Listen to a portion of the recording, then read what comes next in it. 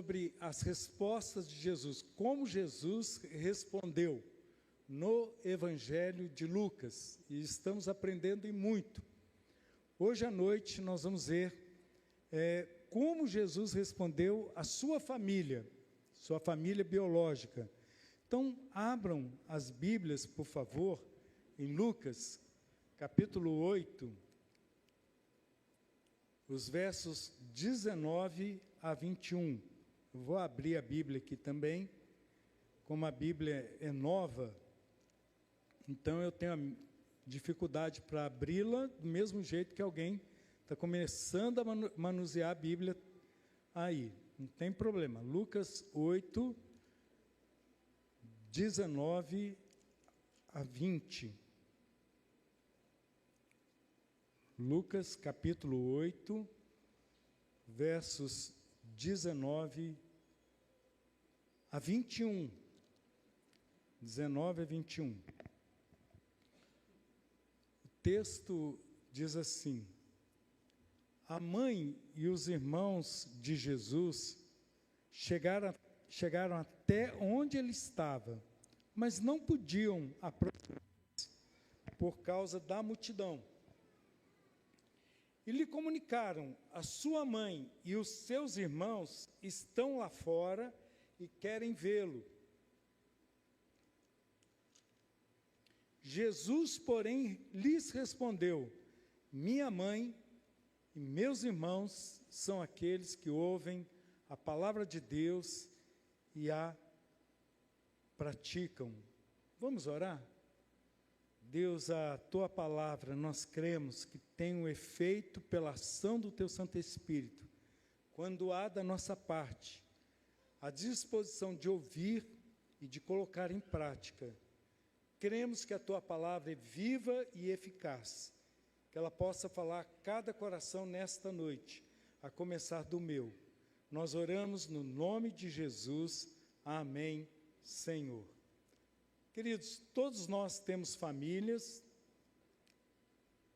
Qual a família que não tem problema? Qual a família que não tem dificuldades, não tem lutas? O meu sogro e minha sogra, infelizmente, faleceram, eles estão na glória. Felizmente para eles e infelizmente para nós, que gostaríamos de tê-los mais tempo conosco. E, dentre as coisas, tem muitas famílias que têm um pouco de briga, né? Quando alguém falece, para saber com que objeto cada um vai ficar, e às vezes essa luta pelos objetos diz muito sobre como a família está. Mas a família da minha esposa não teve dificuldade, não. Eles dividiram tudo certinho. E lá para minha casa, dentre as coisas que foram, a minha casa foi a mais abençoada. Nós tivemos mais coisas lá, porque as meninas moram em São Paulo, não tinham como levar. E o Alessandro, que é irmão da Neuza, a casa dele também já está bem entulhada. Então, a minha que foi mais privilegiada. E de uma das coisas que nós levamos para casa, e vocês vão perguntar assim, mas por que ele está falando sobre isso? Foi uma casinha de madeira, com uma abertura redonda, bem pequenininha, que se prega na parede. Nós pregamos aquela casinha na parede, mas eu falei assim, isso aí é para um passarinho fazer ninho aí, mas qual passarinho vai conseguir entrar nesse orifício aí? Como é que vai ser isso? Colocamos lá.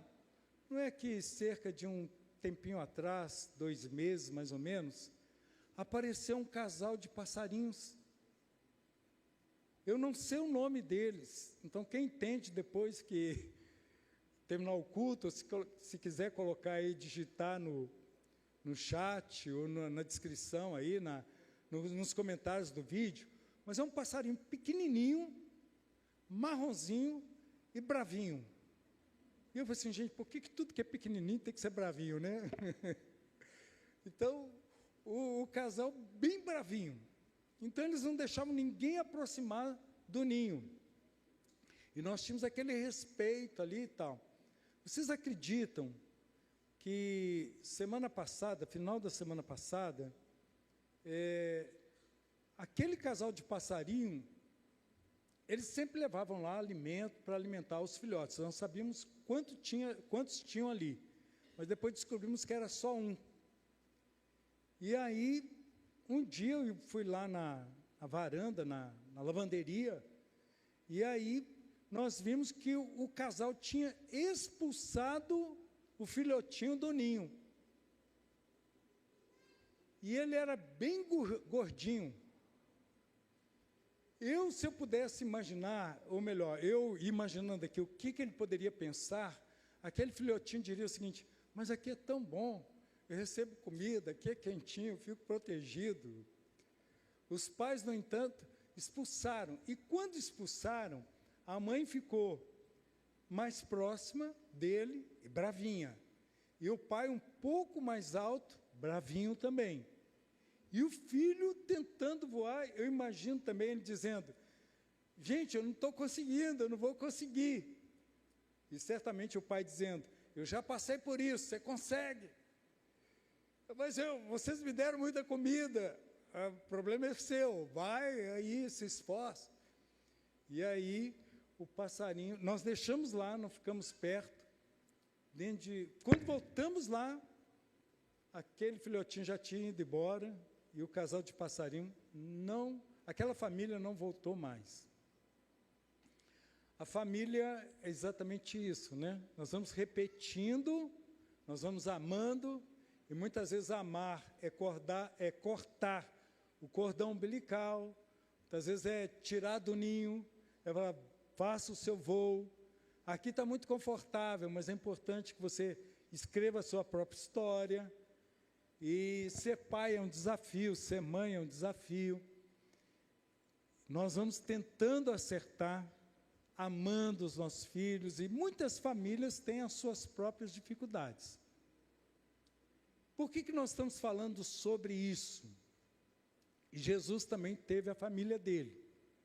Vamos ver lá em Lucas, capítulo 8, ou melhor, vamos ver Lucas,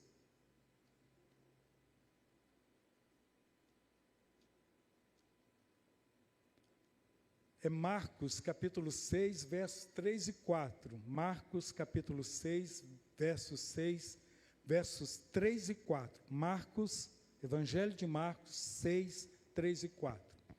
O texto diz o seguinte: não é as pessoas falando sobre Jesus, o carpinteiro. Então, Jesus aprendeu um ofício com José, que era carpinteiro. Jesus também trabalhou como carpinteiro. O filho de Maria, não fala aqui filho de José.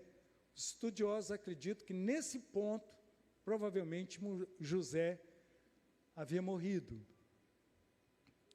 Irmão de Tiago, de José, Judas e Simão, então citam 4 irmãos de Jesus. É interessante nós nos atermos aqui e respeitamos a Igreja Católica, mas ela tem uma interpretação que essa palavra Delfos aqui, traduzida como irmãos, que ela se aplica também a primos, a parentes próximos, porque a Igreja acredita na doutrina da virgindade perpétua de Maria. Nós respeitamos, mas os evangélicos acreditam que Maria gerou Jesus nessa condição, mas acreditamos que ela teve outros filhos, e esses filhos são esses aqui. Inclusive, Tiago e Judas escreveram 2 cartas que estão na própria palavra de Deus. Aqui o texto ainda continua dizendo: as suas irmãs não vivem aqui entre nós, e escandalizaram-se por causa dele, porque Jesus estava se autoproclamando como Messias, e para eles era um escândalo, porque era alguém bem conhecido deles. Jesus, porém, lhes disse: nenhum profeta é desprezado, a não ser na sua terra, entre os seus parentes e na sua casa. Muitas vezes a família não vê o valor que você tem. Alguns estudiosos da Bíblia acreditam que os parentes de Jesus foram falar com ele, foram impedidos de se aproximarem por conta da multidão, anunciaram que eles estavam querendo falar com Jesus. Jesus poderia ter dito o seguinte: parem tudo, abram um caminho, um espaço, deixem-nos passarem, eles precisam chegar até mim. Mas alguns estudiosos acreditam que a mãe e os irmãos de Jesus, como parentes que amavam Jesus, não queriam que ele sofresse. E ele se auto-anunciando como Messias, ele estava correndo o risco de ser preso, de ser morto, pelos líderes judeus e também pelos romanos que dominavam aquela área, aquela região, dominavam o mundo, e ele poderia ser considerado como alguém que estava numa insurreição, ou seja, num levante contra o Império Romano. Então, eles queriam proteger Jesus, e às vezes a família, querendo proteger, ela, na verdade, está prejudicando. No caso ali dos passarinhos, se os pais dissessem assim: "Ô filhotinho, permaneça no ninho para sempre", ele deixaria de ver a beleza do mundo, ele deixaria de ver a beleza de voar, de enxergar toda a natureza além do ninho. O mundo dele estava no ninho, mas ele precisava voar. Ele nasceu para voar.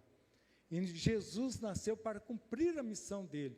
Por mais que fosse dolorido, difícil para os familiares saberem ou verem o sacrifício de Jesus, era necessário que ele passasse por isso, para cumprir a justiça de Deus. Zacarias, quando vai falar sobre a gravidez de Maria, ele fala um detalhe que muitos não percebem. Ele fala o seguinte: uma espada transpassará você, falando com Maria. E nós entendemos que essa espada que feriu Maria foi o sacrifício de Jesus. Qual mãe vai querer ver o seu filho pendurado no madeiro? Então foi dolorido para Maria. E como mãe, como parente, certamente eles não queriam que Jesus fosse preso, que fosse chicoteado. E Jesus estava iniciando o ministério deles, e eles queriam, de repente, parar tudo. Parem tudo, nós queremos Jesus para nós. E a resposta de Jesus, ela nos surpreende. Então, nós vamos ver alguns detalhes desse texto aqui, interessantes para nós. Que Jesus vai falar em primeiro lugar, olha o primeiro destaque, que participar da família de Deus transcende a família biológica. Pode parecer, para quem faz uma leitura superficial, de que Jesus não valorizou tanto a sua família. Naquela época, a família era supervalorizada mais do que hoje. Agora, imagine você com fama, imagine as pessoas ao seu redor, e de repente a sua mãe começa a levantar: meu filho, e você famoso, e você não dá muita importância para sua mãe. Então, hoje já seria uma cena difícil para nós. Mas por que Jesus fez isso? Porque Jesus quer dizer que a família espiritual é mais importante do que a biológica. Ele não está desfazendo da família biológica. A Bíblia nos mostra um Deus que cria a família, que institui a família. Quem é contra a família é o inimigo. Quem quer destruir a sua casa é o inimigo. Deus quer transformar, quer restaurar, quer que ela seja uma bênção. Olha o que diz 1 Timóteo 5:8. 1 Timóteo 5:8. Então, não desfaça da sua casa, não desfaça da sua família, não dê esse gostinho a Satanás, lute pela sua casa, lute pela sua família. 1 Timóteo 5:8 vai dizer o seguinte: se alguém não tem cuidado dos seus, e especialmente dos da própria casa. Gente, se alguém não consegue amar o pai, a mãe, o irmão, a irmã, os filhos, como vai poder amar as demais pessoas? Tanto é que a gente aconselha o seguinte: vai casar com um rapaz? Vou. Veja como esse rapaz trata a sua mãe. Uma vez, aconselhando o casal que estava para casar, eu aconselhei o rapaz, que todos sabiam que ele maltratava a mãe, para que ele honrasse a mãe dele, tratasse a mãe dele com respeito. Ele justificava, dizendo que ela pegava muito no pé, mas nós víamos na atitude dele muita falta de respeito, de consideração. E orientava muito esse rapaz. E orientava junto com a namorada, com a noiva.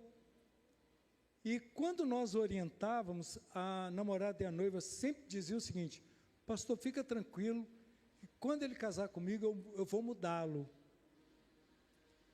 E eu sempre tive para mim o seguinte, que ninguém muda com casamento. Quem muda, quem transforma é Jesus.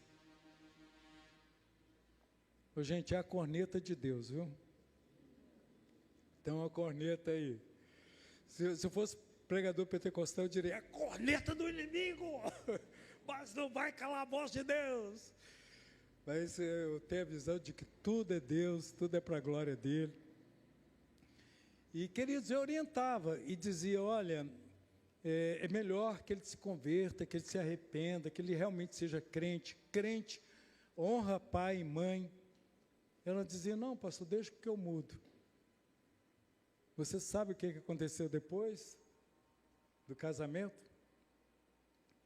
Tratou a esposa pior do que a mãe. Pior do que a mãe.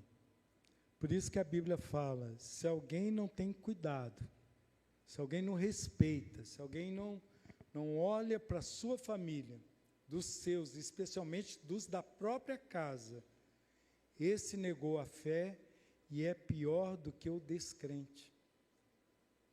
Pior do que o descrente. João 3,6 vai dizer o seguinte: o que é nascido da carne é carne. Família biológica, família da carne, um dia vai deixar de existir. E o que é nascido do Espírito é Espírito. Família de Deus vai permanecer para sempre. Nosso desejo é que a nossa família da carne seja também a nossa família espiritual. Queridos, em segundo lugar, participar da família de Deus requer ouvir a palavra de Deus. Então eu quero dizer para vocês o seguinte: quando Jesus, nessa situação, que era numa cultura, para ele valorizar a família, corresponder com tudo que a Bíblia fala, e ele usa essa situação para enfatizar, o que isso significa para nós? Que Jesus está querendo dar um enfoque muito grande aqui, presta muita atenção. Jesus não está desvalorizando a família, mas ele está valorizando e hipervalorizando o que ele vai dizer agora. É isso que você deve entender. Que Jesus está pondo um hiperfoco no que ele vai falar. Preste muita atenção, porque Lucas coloca isso aqui depois da parábola do semeador. Da semente, que é a palavra que vai cair em vários corações que não vão ouvir direito, que vão rejeitar a palavra, mas uma caiu numa terra boa, que ouviu, que permaneceu, que foi perseverante. É nesse contexto que Lucas vai falar. E aqui, queridos, é isso que Jesus quer nos falar. Não é essa interpretação que ele está desfazendo da família. A interpretação é que o enfoque dele é esse, presta atenção. E aí ele vai dizer em Lucas 8, 21, a primeira parte, Jesus disse: minha mãe e meus irmãos são aqueles que ouvem a palavra de Deus. Não está desfazendo da sua mãe, nunca desfez, nem dos seus parentes, mas Ele quer chamar a minha atenção e a sua atenção para isso, que parece tão simples. Para nós é tão simples, passamos por esse texto, que texto simples. Ele quer colocar todo o enfoque aqui, olha, minha mãe e meus irmãos são aqueles que ouvem a minha palavra. A pergunta principal é essa: você tem ouvido a palavra de Deus? Tem ouvido como? Como aquela semente caiu no chão que é pisado pelos homens, que vem o inimigo e tira a palavra? Você tem ouvido como aquele solo rochoso que não teve raiz, logo secou, não produziu frutos? Você tem ouvido como aquela que foi sufocada pelos espinhos, não se desenvolveu também? Ou você tem ouvido a palavra com um solo bom?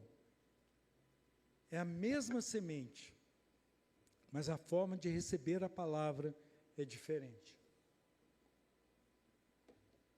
Como você tem ouvido, como você tem dado importância para a palavra de Deus?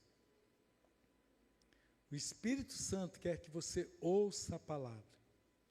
Ouvir a palavra é se arrepender, é considerar-se pecador, entregar a sua vida a Jesus, porque Ele se entregou por nós na cruz. Queridos, Romanos 10, 17.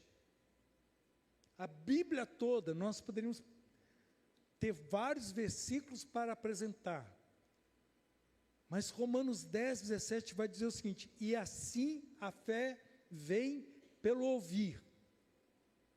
Tem muita gente que fala o seguinte: pastor, eu queria ter mais fé, eu quero ter mais fé. E a fé vem pelo quê? Pelo ouvir. Se você não ouve a palavra, como você vai ter fé? E o ouvir pela palavra de Cristo. Ouça a palavra, ouça o que Cristo está falando. Jesus está querendo dizer o seguinte: olha, família é muito importante, que bom que você valoriza a família, mas há algo mais importante de toda a sua vida, que você deve se ater, preste muita atenção, é ouvir a minha palavra. Ouça a palavra de Cristo, entenda o que Jesus quer dizer aqui. É tão claro, tão nítido para nós, que Jesus quer que amemos a nossa família biológica, mas que nós, sobretudo, ouçamos a voz de Deus. Você tem ouvido Deus falar? Como que Deus fala conosco? Como que Deus fala? Nós entendemos que pela natureza, Deus fala de diversas formas. Essa semana nós fomos orar numa casa de uma família que está precisando muito. Aí nós falamos sobre o rei Ezequias, que ficou enfermo. O profeta foi na casa dele e disse: põe a tua casa em ordem. Ou seja, põe a sua família, põe toda a sua vida em ordem. E aí ele chorou muito, porque o profeta falou assim: coloca a sua vida em ordem, que você vai morrer logo. Ninguém quer ouvir essa história, né? De morrer logo. Ao invés dele pegar essa palavra de colocar a casa em ordem, como todos nós faríamos, ele virou o rosto para a parede e começou a chorar, o rei Ezequias, dizendo: Deus, aumenta a minha vida, eu quero viver mais. Aí o profeta foi falar com ele: olha, você vai ter mais 15 anos de vida. 15 anos de vida para quê, gente? Para colocar a casa em ordem. Para que você está vivendo? Para colocar a sua vida em ordem. Ouça a palavra de Deus, para colocar a sua família em ordem. Ouça a palavra de Cristo. Ele colocou a vida dele em ordem, o rei Ezequias. Quando ele foi curado, o maior império da época era da Babilônia. Merodach-Baladã, olha o nome do rei, mandou cartas, mandou presentes, mandou uma comitiva para ir lá felicitá-lo pela sua recuperação. E aí, o que eles viram na casa dele? Ele mostrou tesouros, ele mostrou como que ele se defendia. Era como se ele dissesse: olha como que eu sou, escapei da morte, olha como que eu consigo. Mas Deus, Ele é misericordioso, Ele tem sempre uma palavra para nós. O profeta volta na casa dele. Qual é a pergunta do profeta? A pergunta foi essa: o que viram na sua casa? O que as pessoas veem na sua vida? O que as pessoas veem na sua família? O que as pessoas veem na sua casa? Infelizmente, tem muita gente ouvindo a palavra e tendo uma vida de descrente, uma vida de imoralidade, uma vida sem compromisso, uma vida dizendo: Deus me ama, mas parece um Deus bolachão, não o Deus da Bíblia. Porque Deus é amor, mas é justo. E Ele quer que você coloque a sua vida em ordem. Não viva um evangelho de: Jesus é amor, Jesus é bom, e uma vida totalmente fora da palavra. O profeta perguntou: o que eles estão vendo na sua vida? O que eles viram? Aí ele mostrou aquilo que ele se apoiava. E o profeta disse: eles vão levar tudo embora. Vão levar tudo embora. Então, queridos, aquilo que nós nos apoiamos, que não é na palavra, é passageiro. Às vezes nós idolatramos dinheiro, idolatramos posição, idolatramos nosso ego.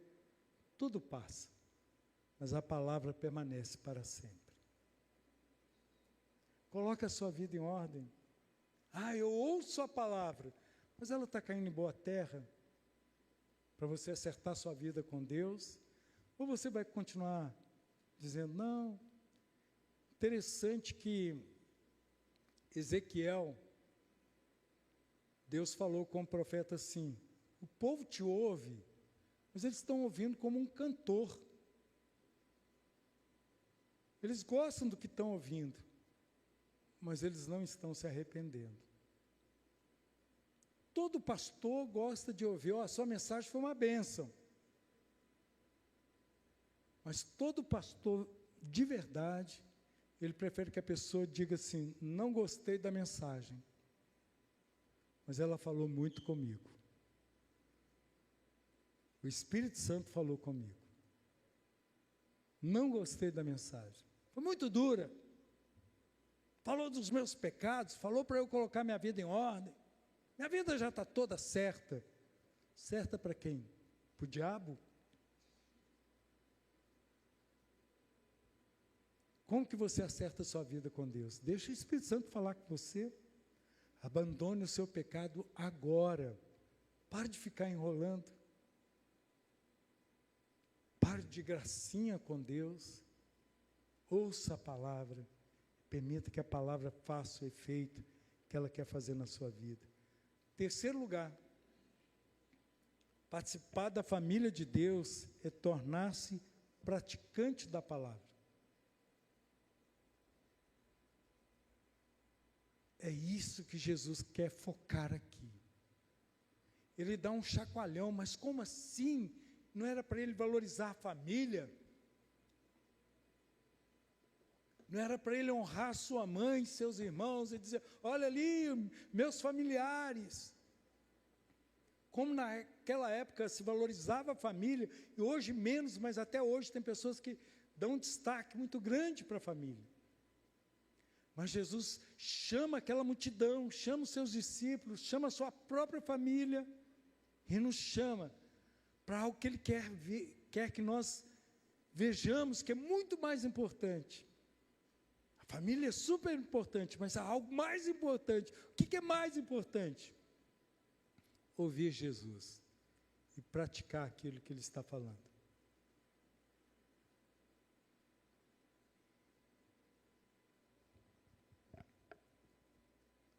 são aqueles que ouvem a palavra de Deus e a praticam. Lucas 8, 21, a segunda parte. Tiago, livro de Tiago, que é irmão de Jesus, capítulo 1, verso 21 e 22, diz assim: portanto, deixando toda impureza e acúmulo de maldade. Nosso coração é tão enganoso que nós nos convencemos do que é errado é o certo, e o certo é errado. Nós chamamos o doce de amargo e o amargo de doce. Nós temos o relativismo moral. O que tem? O importa é ser feliz. Todo mundo faz. Nós estamos num mundo hedonista, de prazeres. Meu corpo pede, meu corpo, minhas regras. Nós descobrimos que Jesus, minhas regras. My Christ, my rules. É Ele que controla a minha vida. Porque eu já fui crucificado nele. E tenho uma nova vida com Ele. E todas as minhas paixões já foram crucificadas nele. Toda a minha vulnerabilidade para pecar já foram crucificadas nele. O pecado não faz mais parte da minha vida. É um tropeço, pode ser um acidente. Mas eu não me acomodo mais. Porque foram os meus pecados que pregaram meu Jesus na cruz. E eu não quero voltar com uma porca lavada para a porcilga, porque eu não sou porco. Eu fui lavado pelo sangue do Cordeiro. E a Bíblia usa uma expressão ainda mais forte, dizendo que é como um cão que vomita e volta ao seu vômito. Quando você fala que você tem Jesus e continua fazendo aquilo que a Bíblia condena, você está sendo como um cão que vomitou. E que cena chocante, vai voltar para o próprio vômito. Portanto, deixando toda impureza, pensamento, dos olhos, digitando, da fala, toda impureza e acúmulo de maldade.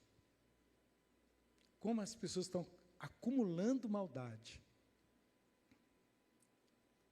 Acolham com mansidão, acolham, recebam a palavra implantada, a palavra foi implantada em vocês, a qual é poderosa para salvá-los. Sejam praticantes da palavra, e não somente ouvintes, enganando a vocês mesmos. Como que eu faço para fazer parte da família de Deus? Você tem que entender, como eu também, que longe de Jesus, por mais que eu pense que eu estou vivendo uma vida muito boa, uma vida de aproveitar as coisas, eu estou maltrapilho, mendigo. Quando eu acordar longe de Jesus, pode ser muito tarde. Mas hoje é o momento que Jesus chama você para o arrependimento. E é graça de Deus você fazer parte da família de Deus. Tem gente que acha que é normal, né? Eu vou na igreja, agora eu fui batizado, agora eu estou pertencendo a uma igreja, que maravilha! Como eu sou!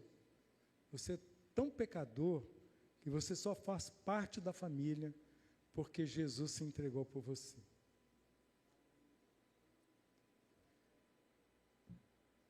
E eu queria dizer nesta noite, que Ele me enxergou na minha tormenta, olhou nos meus fracassos, nas minhas dores, nos meus pecados. Eu não merecia. Ele me livrou em meus problemas, transformou minha tristeza, e mudou minha vida inteira. Me vestiu com roupas novas. Eu era maltrapilho espiritualmente falando, pensando que estava bem vestido. eram roupas de imoralidade, era aparência de felicidade, mas era tristeza pura.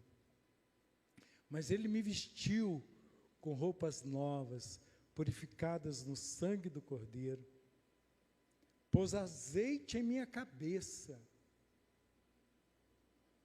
O azeite naquela região de deserto trazia um refrigério, a pessoa andava no sol, e quando chegava numa casa e recebia um azeite, era tão bom. Sabe quando você está com uma vida agitada, e vem Jesus e fala, eu acalmo a tempestade. Eu acalmo a tempestade. Pôs azeite em minha cabeça, me deu um lugar na mesa. Eu não era digno para me sentar na mesa, mas Jesus me deu um lugar na mesa. Hoje eu faço parte da família, porque a palavra foi ouvida, e por isso eu quero praticá-la. O meu Pai não me rejeita. Vou ver se o